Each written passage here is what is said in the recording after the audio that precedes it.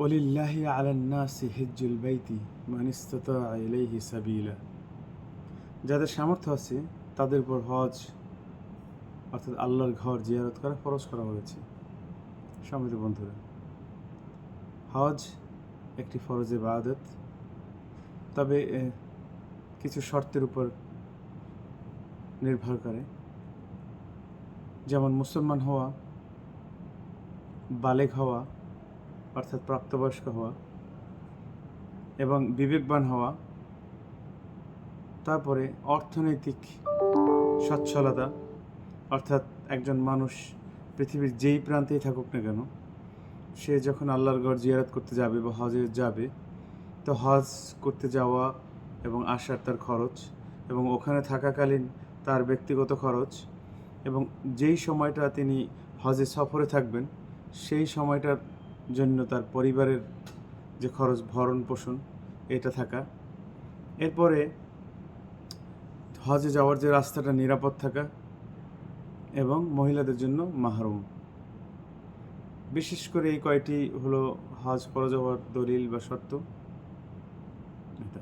এখন আল্লাহ তাআলা আরও বলেন, ওয়া আতিম্মুল হজ্জা ওয়াল উমরাতা লিল্লাহ, তোমরা পরিপূর্ণভাবে আল্লাহ তাআলার ঘর জিয়ারত করো, হজ করো বা উমরা করো। এখন পরিপূর্ণভাবে এই ছোট্ট একটা আয়াতে বিশাল একটা ইঙ্গিত রয়েছে। পরিপূর্ণভাবে অর্থাৎ আমাদের প্রায় দেখা যায় যে আমরা যখন বাইতুল্লাহতে যাই জিয়ারত করতে, কাবা ঘর, বা হজের সময়, হজের মৌসুমে যখন দেখি আমাদের বিশেষ করে বাংলাদেশ, ইন্ডিয়া, পাকিস্তান হাজিদেরকে, যে তারা হজ করতে তো ঠিকই আসে, আফসোস অনেকগুলো টাকা নষ্ট করে, অনেক কষ্ট, শ্রম। হজ করা অবশ্যই কষ্ট, শারীরিক পরিশ্রম, যেহেতু শারীরিক সক্ষমতার কথা বলা হয়েছে, সুস্থ থাকা একটা হজ ফরজ হওয়ার একটা রুকন, যে সুস্থ থাকতে হবে। তো এখানে আসার পরে যেই কাজগুলো তারা করে, অনেকগুলো ভুল করে, মানে প্রতিটি পদে পদে ভুল করে। প্রথম যেটা বলবো আমি, মানে খুব বেশি মানুষের যেটা দেখলাম, যে হজ করতে আসছে অথচ বাম হাত দিয়ে খানা খায়। এ খুবই আফসোসের বিষয়। আল্লাহ রাসূল সাল্লাল্লাহু আলাইহি ওয়াসাল্লাম বলেন যে শয়তানি খায় বাম হাত দিয়ে আর মুমিন খায় ডান হাত দিয়ে। আমাদের এই সাধারণ প্র্যাকটিসটা, একজন মানুষ হজের ময়দানে তো ঠিকই এসে গেছে, কিন্তু এই প্র্যাকটিসটা তারা ছাড়তে পারেনি। এটা খুবই আফসোসের বিষয় যে একজন মানুষের হজ করার যোগ্যতা হলো, এতটা বয়স হলো, অথচ বাম হাত দিয়ে খানা খাচ্ছে সে এখনও। বাকি জীবনটা কী করছিস তাহলে সে? আচ্ছা, নাম্বার 1। নাম্বার 2 হলো হজের যে কার্যক্রমগুলো, এগুলো প্রায় ভুল করে।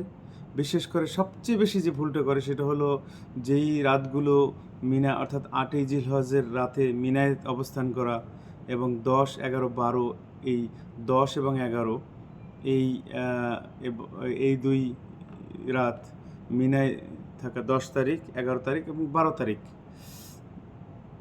না 10 তারিখ এবং 11 তারিখ, এই 2 রাত মিনায় থাকা। তারপর মুজদালিফায় থাকা যে রাতটা, অর্থাৎ 9 জিলহজ রাতে, 10, এটা হলো 9 জিলহজ দিবাগত রাতে, 10 জিলহজ যেটা, এটা এই রাতের। তো এই যে আপনার এবং 10, 11, 12 জিলহজের আগের রাত পর্যন্ত যেটা মিনায় অবস্থান করে, 12 জিলহজ আপনার আসরের পর সূর্যাস্তের আগে মিনা থেকে ত্যাগ করা। তো প্রায় দেখা যায় যে এরা মক্কায় থাকে, বলে যে আমাদের হুজুর অনেক ভালো, আমাদের যে মোয়াল্লেম অনেক ভালো, আমাদেরকে মক্কায় রাখে, এখান থেকে নিয়ে আমাদের খুব সেবা যত্ন করে, মক্কায় রাখে। যখন আপনাকে মিনায় থাকার কথা ছিল, আপনি তখন মক্কায় থাকতেছেন। এরকম হাজারো হাজি যারা বাংলাদেশ থেকে বিশেষ করে আসেন, তাদেরকে দেখলাম যে তারা মিনায় অবস্থানকালীন সময়টা তারা মক্কাতে পার করে, নাম্বার 1। আর যে বিশেষ করে হজের যে কার্যক্রমগুলো, অনেকেই এগুলো উল্টাপাল্টা করে। বয়স্কর কারণে মানুষ যখন বেশি বয়স হয়ে যায় সেটা একটা অন্য কথা, কিন্তু যারা জুয়ান, না জানার কারণে যারা করে, যেমন এই পাথর মারে না ঠিক সময়। আমাকে একদিন বলে যে বাবা, আমার তো পাথর মারা হয়নি একবার হজে, 1998 সনে আমি যখন প্রথম হজ করি। আমাকে, বাবা আমার তো পাথর মারা হয়নি।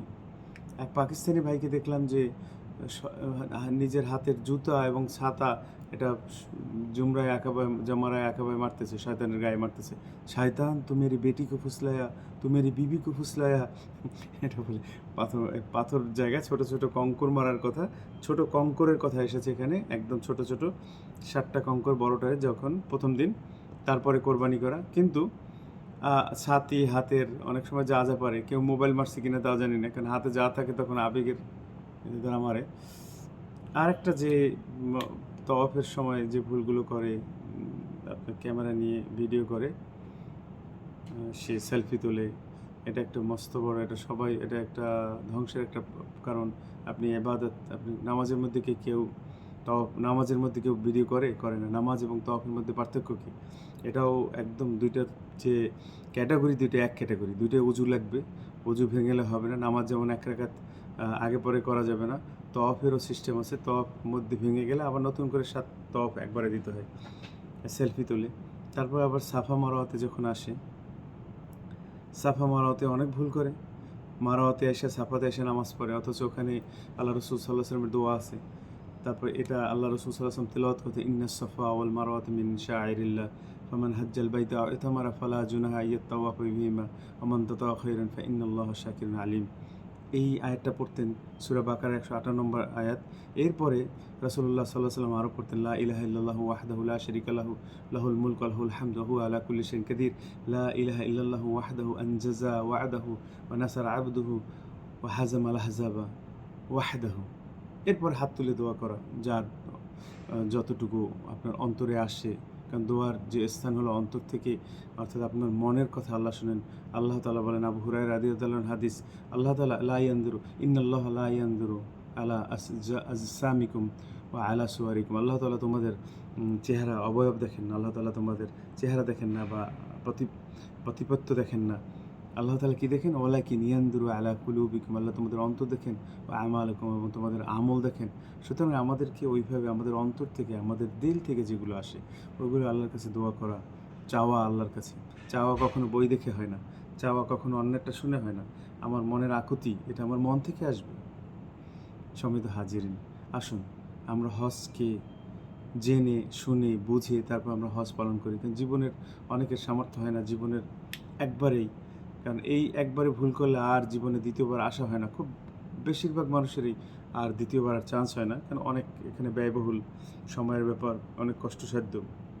দোয়া করি আল্লাহর কাছে, আল্লাহ তাআলা আমাদের সবাইকে কবুল মকবুল হজ, যেটা কবুল হজ করার তৌফিক দান করুন, এবং হজ যাতে কবুল হয় এই জন্য হজের যে কার্যক্রমগুলো আমরা যেন পরিপূর্ণ সুন্নতের উপর আমরা আমল করার চেষ্টা করি। আল্লাহ তাআলা ওটাই বলেন, আতিমুল হজ্জা ওয়াল উমরাতা লিল্লাহ, আল্লাহর জন্য তোমরা পরিপূর্ণভাবে হজ করো। আকুলু কওলি হাযা আস্তাগফিরুল্লাহল আযীম। আসসালামু আলাইকুম ওয়া রাহমাতুল্লাহি ওয়া বারাকাতুহু।